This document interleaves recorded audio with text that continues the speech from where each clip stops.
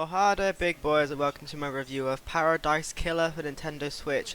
This game was really good. Probably one of my favourite games I've played on the Switch ever. That's the level I'm talking about. Well, it's not really exclusive, you can get it on many other places as well, but let's talk about what the game actually is. So it's a sort of Danganronpa sort of detective but kind of visual novel but sort of exploration game kind of thing, which I mean doesn't sound particularly that unique, but the game is done in a really interesting way that makes it a bit more unique and very clever.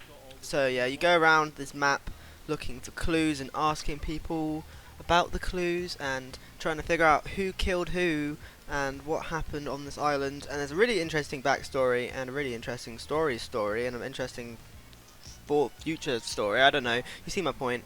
And yeah, that's all good.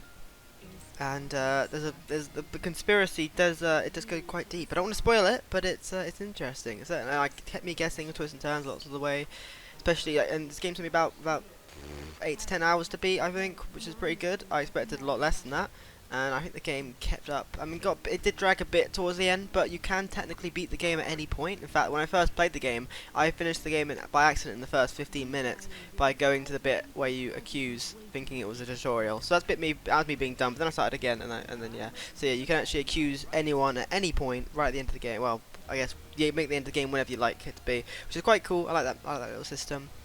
So there's nothing saying, oh, now you have to go finish the game. Now whenever you feel like you've got enough information to detect, figure out who did what, then you can go for it. See how it goes. And the ending is really well made actually, and you can accuse literally anybody in the game. So it's really quite cool. And the characters are all really weird and interesting. They're all 2D, whilst that's like a 3D environment. It's quite cool. It's like a vaporwave sort of thing. It's interesting. Got all sorts of cool effects. It's definitely an art style I've not seen before, and it worked really well actually, to be fair. I just think this game's fantastic, to be fair. The main problem I had with this game is that it does get a bit confusing over where you gotta go sometimes. You got this little X-ray thing you can press which tells you where your character, where all the people are, and no spoilers, but you do get some things that make it easier to find the collectibles and get around the map later, which is always good. By the way, everyone, make sure to use the foot baths. No spoilers, but just make sure you do that. And yeah, there's also a little exclamation mark once they've got information, once the character's got information that you haven't already got about, which is good, nice way. And there's also a database which tells you what you've done and everything like that, which is, I mean, admittedly, I think they've done as far as much as they could, but I just think the map's a bit, like, it's pretty massive, to be fair. You're always finding new stuff, and it takes a while to get around. There is fast travel, but you have to use a currency to do it, and I felt like the currency is limited, so to me that seemed like a bad idea, so I never actually fast travelled unless I was right at the end of the game.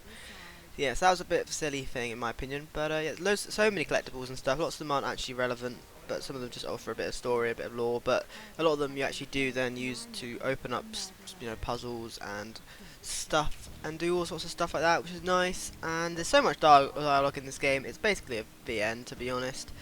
If you keep that in mind, you'll be doing a lot of pressing A, and the game is, I mean, the dialogue's well written, to be fair. And a lot of the characters I did enjoy speaking to, especially one called Shinji. He's a great lad. Yeah, I mean, what else is there to say? This is a really fun game. You got to be aware that this game is not really. The thing about this game I like is that the fact that it isn't just a VN.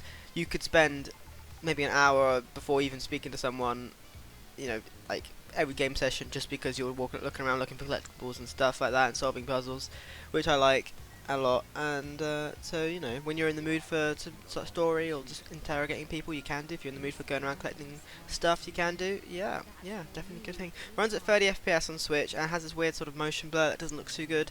To be fair, I felt like the port on Switch wasn't magnificent, but it was fine. It was good enough.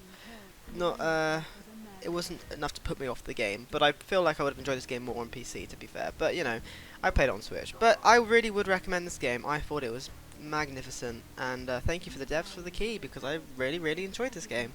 So yeah, what else can I say other than go purchase it, especially if you are into games like this, or what's that, Ace Attorney, that kind of thing, or maybe 999, that kind of thing. You would enjoy this game massively, because it's really fun. I really enjoyed it, and I'm hoping for a sequel at some point, because it was fantastic. It really was. So yeah, that was Paradise Killer. Thanks for watching, big boys. See you some point in time, and bye.